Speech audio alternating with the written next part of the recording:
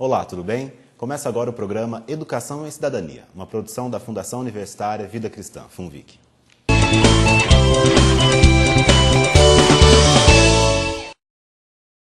Procurar um emprego não é uma tarefa mais simples, principalmente em um mercado cada vez mais exigente. Na maioria das vezes, o currículo é o primeiro contato que o candidato tem com a empresa.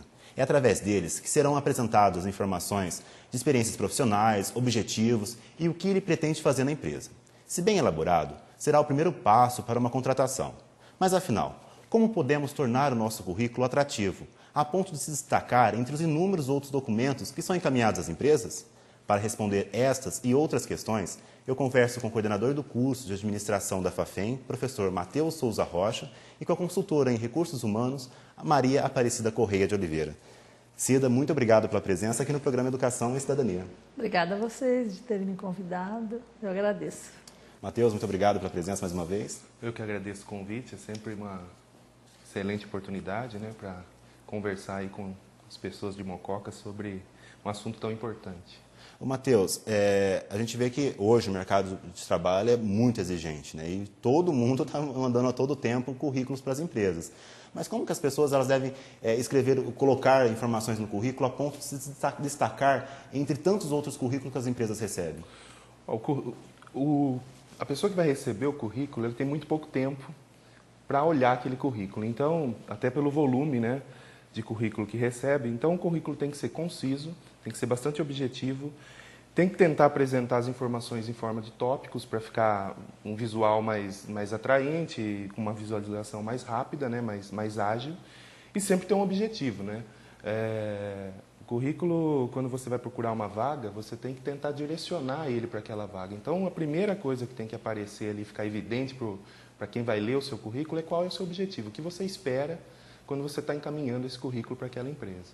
Cida, você como consultora de RH também já esteve do lado de contratação, Você já fez várias contratações, processo de seleção e tudo mais. Quando chegava um currículo nas suas mãos, como é que você analisava? O que você via naquele material que era o currículo ideal, por exemplo? Então, a própria palavra currículo, ela já significa uma trajetória de vida, Então, currículo vita é trajetória de vida. Então, sempre tem uma questão que as pessoas consideram que naquele currículo tem que estar escrito tudo. E ele fica, na verdade, ele fica muito poluído. Então, o interessante para nós, quando vamos selecionar, como bem disse o Matheus, o currículo tem que ter um foco. E ele tem que apresentar dados que permite que o candidato, que tenha dados que o candidato venda o seu histórico profissional, venda essa trajetória de vida, mas que antes de tudo ele desperte no selecionador a vontade de chamar o candidato, porque o currículo, na verdade, ele tem que vender uma imagem sem a pessoa estar perto. Porque se ele está perto, eu estou olhando as características individuais. Esse vai ser o próximo passo, O primeiro passo, a pessoa tem que, o contratante ele tem que chamar a atenção dele pelas informações que constam naquele papel. Constam. Então, a gente fala o currículo tem que ter objetividade. Ele tem mesmo que ter uma objetividade, mas que não sonegue informações necessárias ao seu perfil profissional e também pessoal, porque o currículo, a trajetória de vida entre esses dois papéis, o papel profissional e inclusive o pessoal. Então, eu gosto muito de orientar as pessoas que fazem currículos, e eu acabo tendo essa habilidade, de que, como ele mesmo disse, tem que ter um objetivo, mas o currículo ele tem que ter um pedacinho que chama resumo das qualificações. O que é? É uma qualificação que mostra, o selecionador ele tem que ver só aquele pedacinho, porque ele na verdade vai acreditar que aquele candidato atenda o perfil da vaga e é que ele tenha uma característica pessoal, as suas habilidades, suas aptidões, e que norteie o seu caminho ali dentro daquela organização.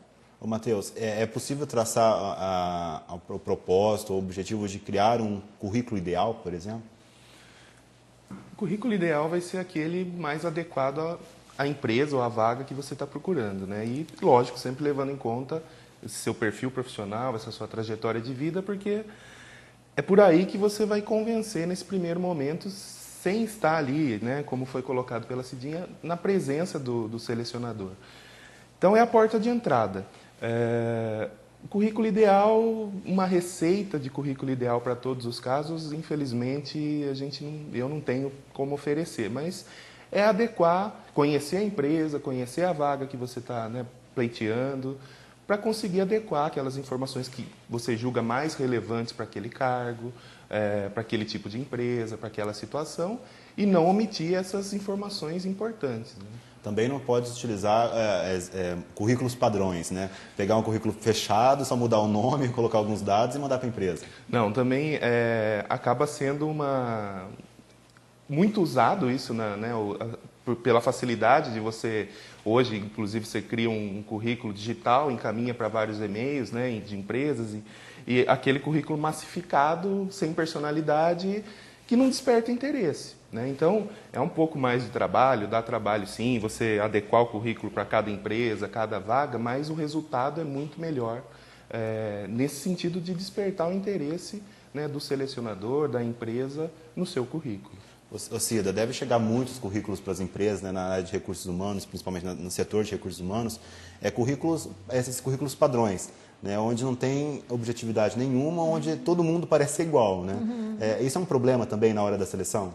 Muito problema, porque hoje, assim, a modernidade nos permite fazer as pré-seleções por telefone. Hoje é uma prática, né, principalmente dos grandes centros. Então, na necessidade realmente de você não encontrar um currículo adequado ao perfil da vaga, você parte a fazer as suas entrevistas por telefone. E nessas entrevistas, muitas vezes nós deparamos com pessoas que são excelentes profissionais, mas que se fosse só pelo currículo, ele não seria chamado.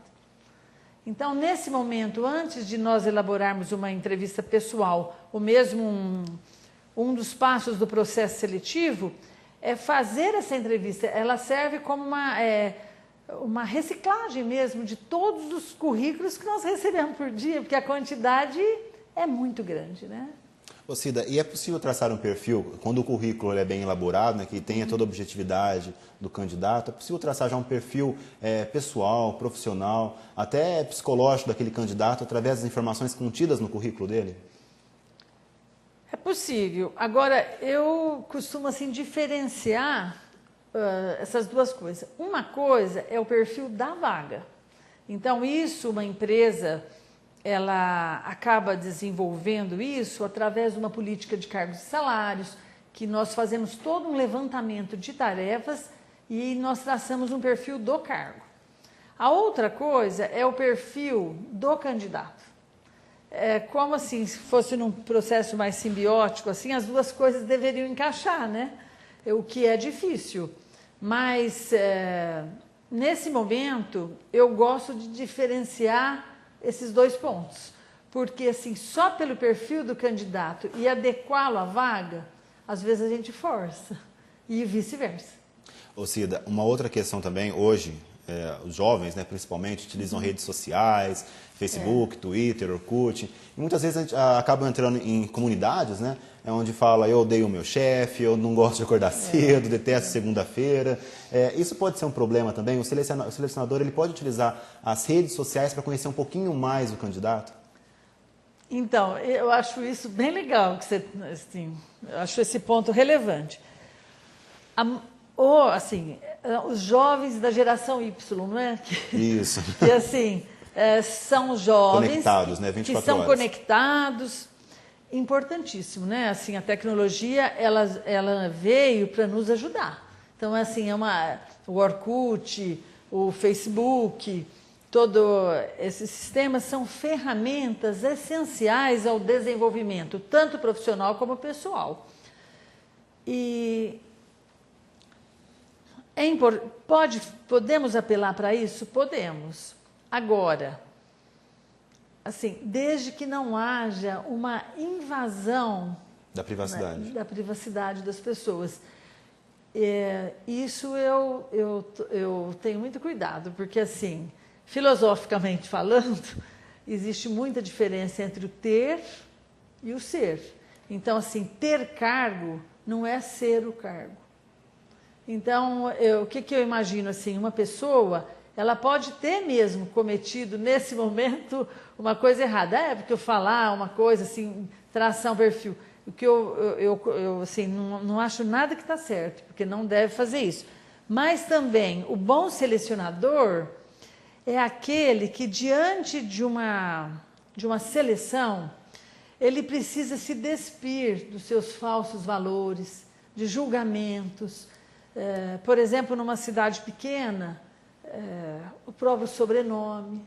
Então, assim, eu acho esse trabalho assim, tão essencial de um selecionador, porque, na verdade, você, despindo esses falsos valores, você olha no candidato como ele realmente é, naquele momento, importante para aquela empresa, independente do que ele carrega atrás de si, né? Falsas imagens.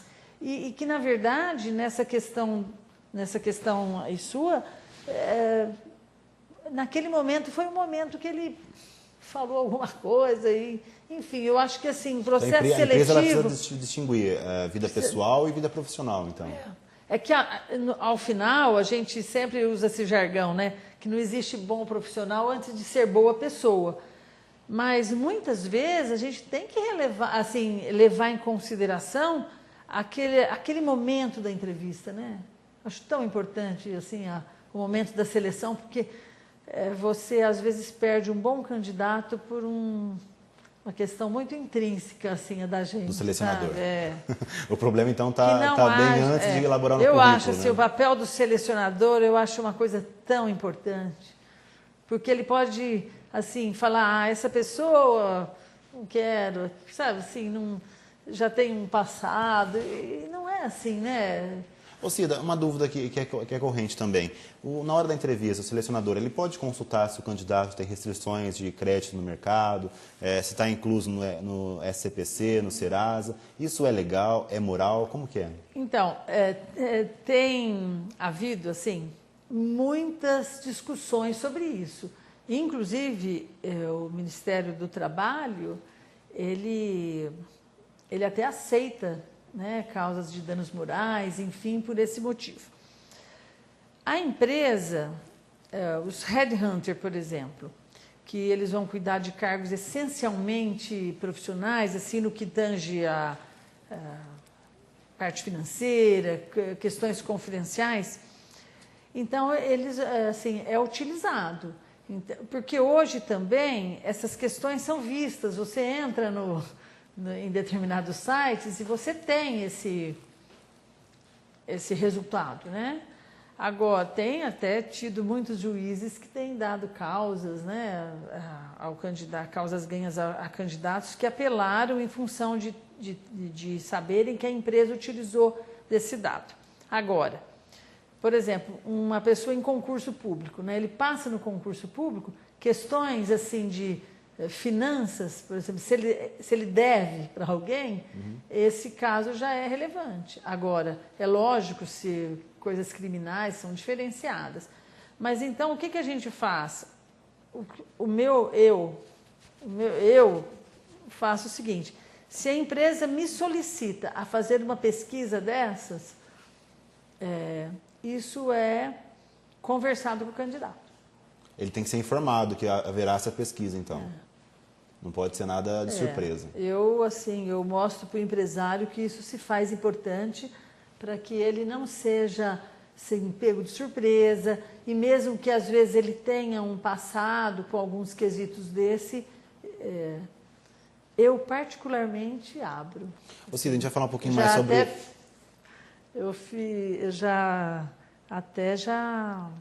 Vamos dizer assim, já conversei com muitos especialistas para ver se essa postura é ética ou não.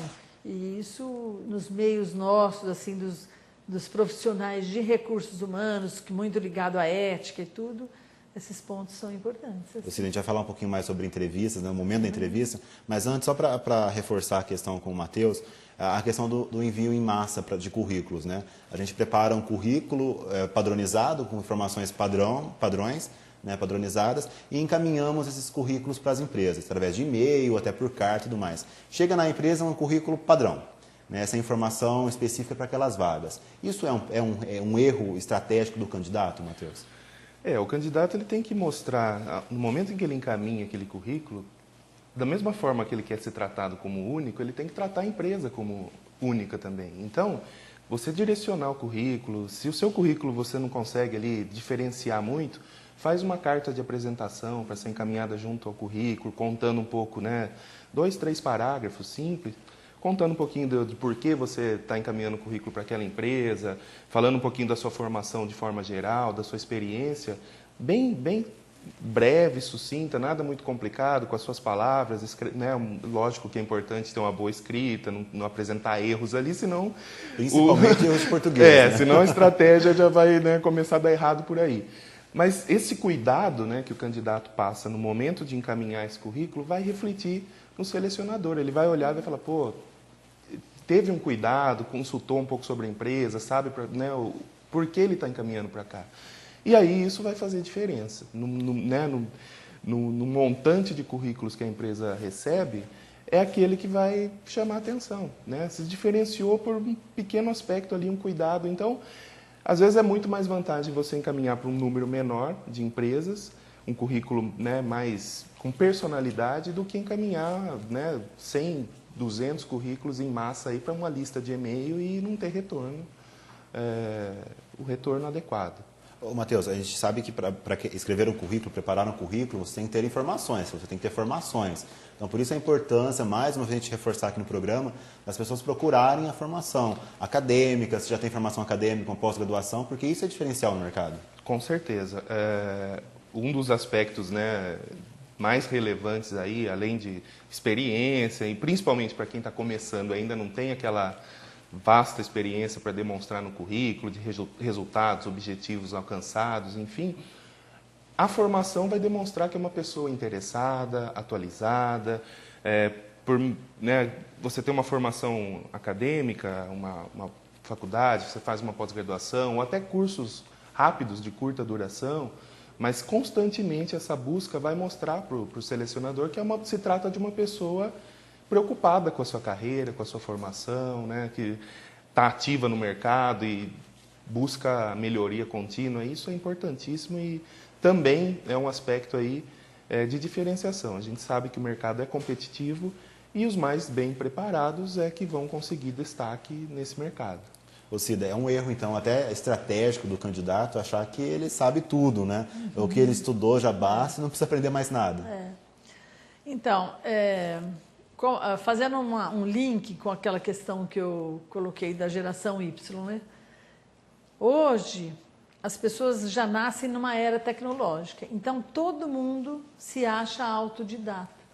Né? Então, assim, todo mundo se acha bom. Ou que o Google basta, né? Que digita no Google, aprende tudo, Google, né? Então. E, na verdade, quando você faz esses questionamentos, eles sabem tudo. Mas, ao colocar essa pessoa para fazer um teste, o teste não sai. Porque isso que eu acho importante de um candidato ter uma formação. Porque a formação, ela segue uma metodologia de ensino. E que hoje é muito abandonada as metodologias de ensino. Então, hoje tudo basta, e não é por aí, porque quando você ensina, você seguiu um raciocínio lógico, né? Enfim, e aí sim, ele tem um comportamento individual adequado a fazer uma seleção, né? E a mostrar os seus conhecimentos através de um teste. E hoje fica muito isso de que todo mundo sabe tudo. E também eu gostaria de ressaltar também uma coisa assim, que as pessoas não leem, não usam dicionário. E então o profissional, a formação dele acadêmica, né, em sentido formal, ele tem que dar um segmento pela atualização. E a atualização, ela não se dá só pela mídia, né? Ela se dá realmente de estudar. Então a pessoa tem que ler. A pessoa acha hoje que todo resumo basta. O resumo não basta, tem que ler o livro inteiro.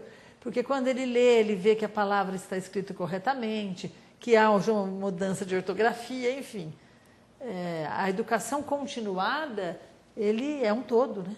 Ô Cida, a contratação, né? Para acontecer a contratação do candidato até então, ele passa por algumas etapas, né? A primeira é encaminhar o currículo para as empresas, a empresa analisa aquele currículo e depois convoca o candidato para uma entrevista. Existe um roteiro para sair bem nessa entrevista? É claro que ter ser bem deslocado, né? Saber se comportar numa entrevista é um diferencial, né? É um diferencial. Agora, também existe muita fantasia nisso. Então, assim, achar que porque vai numa entrevista precisa estar com uma vestimenta diferenciada e também, assim, falar demais, expor. Existe um comportamento adequado, vamos dizer, entre aspas, né, que seria aquele, assim, que a pessoa não fale de tudo aquilo que o currículo já demonstrou. Ela não precisa mais disso. Agora, uma coisa interessante que eu vejo no processo da entrevista é que, assim, a pessoa tem que ter comportamentos, né, e mostrar um pouco das suas habilidades e aptidões. Então, tem pessoas que sonegam muito isso. E, por exemplo, a proatividade é uma coisa assim, você pode ver a quantidade de empresários que falam assim, meus funcionários precisavam ser mais proativos, ter um momento de decisões, de interatividade com o grupo, né? Assumir risco. Então, isso, a formação acadêmica contribui, mas isso também é um desenvolvimento pessoal. Então, a pessoa assim, eu sou tímida e você sempre tímida. Ela é tímida, foi criado num ambiente diferenciado e tal. Então, nesse momento, o desenvolvimento de suas habilidades pessoais se faz principal. Então, assim, para dizer para você que tem um roteiro ideal, eu não consigo ver, porque, na verdade, neste momento, o papel a ser mais desenvolvido é do selecionador. Ele tem que ter essa postura de olhar naquele candidato e verificar que, naquele momento, ele possa estar um pouco mais tímido conseguir enxergar as potencialidades, dele, né? Exatamente, tirar as potencialidades dele. É isso que eu reitero, né? O selecionador tem que ter um pouco de perspicácia, assim, de olhar a pessoa sempre como esse lado do ser, né? E do outro lado, o candidato tem que ser ele mesmo. Acho que essa é a regra básica, né? O candidato você criar um personagem ali naquele momento. E o candidato, assim, ele não pode mentir. O bom selecionador, ele vê que o candidato está mentindo. E isso esse é o pecado capital, né? A mentira.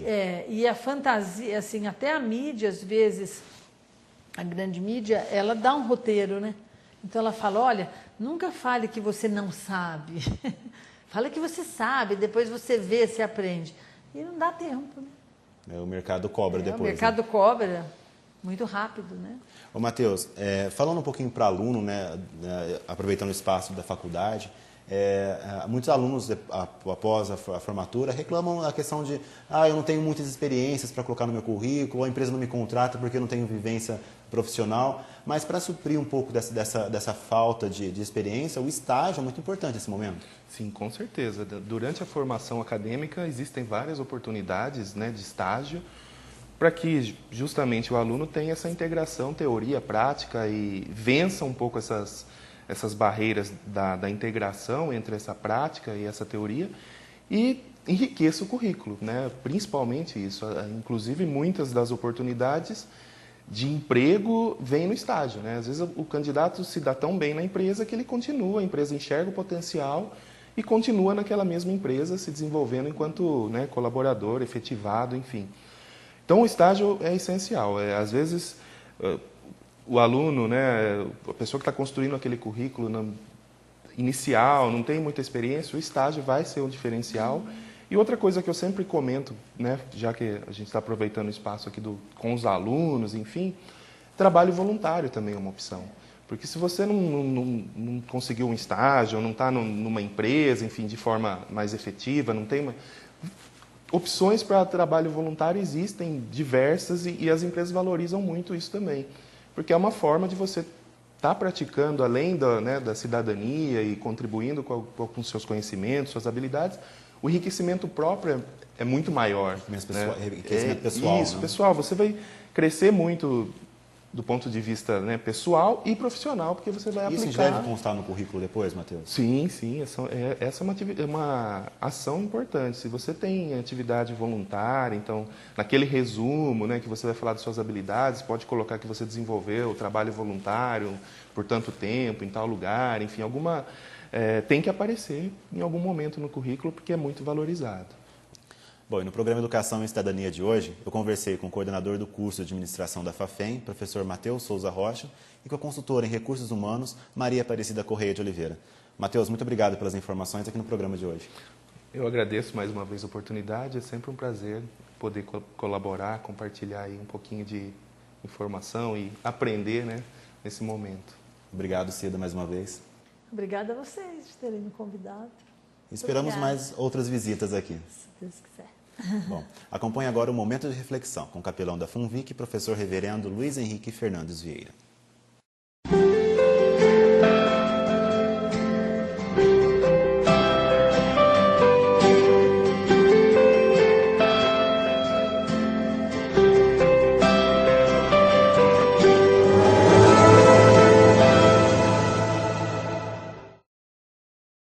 Olá, bem-vindo a mais um momento de reflexão. Para nós é sempre um prazer e uma alegria, juntos aqui, estarmos para falarmos a respeito daquilo que a Palavra de Deus tem a nos ensinar sobre as diversas áreas da existência humana. Hoje eu gostaria de conversar um pouco com vocês sobre a nossa responsabilidade de uma formação continuada. Nós tínhamos, há algum tempo atrás, pessoas que buscavam uma formação tal que desse a elas a possibilidade de exercer essa formação para o resto de suas vidas, sem que ele tivesse que voltar a estudar, a continuar a sua formação ou a desenvolver todo o conhecimento das áreas que ele havia escolhido. Hoje, isto é totalmente impossível e impensado até de que aconteça, ou de que alguém acredite que apenas os anos da sua faculdade ou do seu curso técnico lhe dará possibilidades de exercer isso até o final da sua carreira.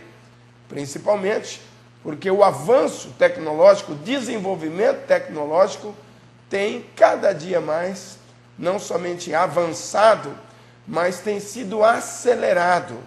Coisas que há um tempo atrás nós demorávamos quase 10 anos para instituir, hoje, em alguns meses, essa tecnologia já está sendo multiplicada. Muitas pessoas reclamam de falta de possibilidades profissionais. Alguns outros acreditam até de que não tem tido sorte ou que o próprio acaso não tem sido favorável. Mas a verdade é de que há muito tempo atrás o apóstolo Paulo já falava a respeito desta necessidade que temos de buscar uma formação continuada, um fortalecimento na área em que nós estamos trabalhando. Eu separei um texto aqui, gostaria de lê-lo e juntos podemos falar um pouco sobre ele. Diz assim: não te faças negligente com o dom que há em ti, o qual te foi concedido mediante profecia, com a imposição das mãos do presbitério. Medita essas coisas e nelas sê diligente, para que o teu progresso a todos seja manifesto. Tem cuidado de ti mesmo e da doutrina, continua nesses deveres, porque fazendo assim, salvarás tanto a ti mesmo como aos teus ouvintes. O apóstolo Paulo estava falando ao jovem Timóteo que aquilo que ele havia recebido daqueles anciãos, daqueles homens que conheciam a doutrina, que conheciam o andamento religioso do povo, estavam dando a ele a autoridade de desenvolver o seu ministério. Mas Paulo o notifica de que ele não deveria descansar apenas nesta imposição de mãos, nessa autoridade que lhe foi conferida, mas que ele devia cada vez mais se preparar, cada vez melhor se preparar, para que ele tivesse condições de caminhar junto com o crescimento e com o desenvolvimento da sociedade onde ele estava fazendo parte. O apóstolo Paulo chega a dizer que esse preparo, esse crescimento, esse fortalecimento lhe daria até uma vida um pouco mais ampla no seu ministério e no seu trabalho. Queridos, se formos pensar aqui, algum tempo atrás, nós tínhamos um curso chamado datilografia. Hoje, quando nós precisamos de uma máquina de datilografia para preencher alguns documentos, alguns formulários, dá o que fazer para nós encontrarmos. O mundo caminha, a tecnologia avança, novas possibilidades se fazem no meio da sociedade. E você, cada dia mais e melhor, precisa ter um preparo. Preste atenção. A presença de Deus e as oportunidades de Deus na nossa vida não descartam a nossa responsabilidade de buscarmos um preparo melhor, de buscarmos uma colocação melhor dentro da sociedade em que nós vivemos. Muitas coisas mudaram, até mesmo na vida profissional. Até um tempo atrás, um profissional com muito tempo de trabalho, ele tinha portas abertas no mercado de trabalho. Hoje, para muita gente, isso significa acomodação. Que Deus lhe abençoe e dê a você a possibilidade de fazer uma releitura do mercado de trabalho, do mercado profissional, e com a ajuda de Deus e as possibilidades que a própria sociedade, o mercado de trabalho lhe oferece, você tenha a condição de progredir, de prosseguir no conhecimento, no amadurecimento, no engrandecimento do seu trabalho e da sua condição profissional. Seja assim isso para você também, meu jovem, que está começando os seus estudos ou que está no meio da sua formação acadêmica, que Deus lhe dê a condição de estar a um passo à frente da sociedade em que você vive. Pense nisso, Deus muito lhe abençoe e até o próximo programa.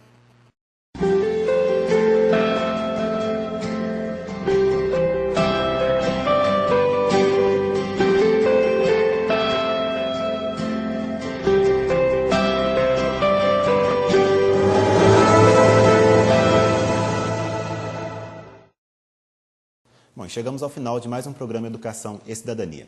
Espero que as informações que foram apresentadas hoje você consiga elaborar um excelente currículo e consiga se destacar no mercado de trabalho. Lembrando sempre que você tem que fazer a diferença. Lembre-se, você pode participar do nosso programa enviando dúvidas ou sugestões de temas e entrevistas através do site www.funvic.org.br. Mais uma vez, obrigado pela sua companhia e até o próximo programa.